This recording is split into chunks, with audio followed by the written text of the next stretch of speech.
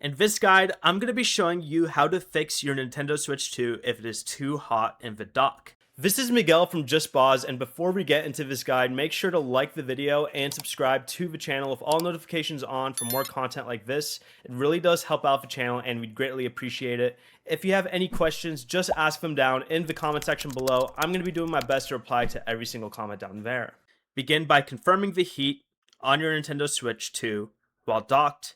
You'll also want to check if your dock is currently plugged in with an Ethernet cable. If you do have an Ethernet connection, this is likely the culprit for why your Switch 2 is overheating, and there is a fix for it. You'll want to go to System Settings, scroll all the way down to the option that says Sleep Mode. Then go to the option that says Keep Wired Connection Active and Sleep Mode.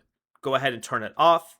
This setting here only activates when you have an Ethernet connection, which causes your Switch 2 to constantly be connected to the internet, causing it to retain a hot temperature. By turning this option off will fix this problem if you don't want your Switch 2 to overheat while it is docked in sleep mode. Another fix would just be removing the Ethernet cable and connecting it directly to Wi-Fi.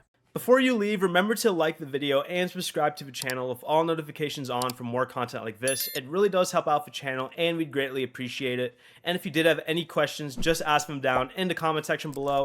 I'm going to be doing my best to reply to every single comment down there. Peace.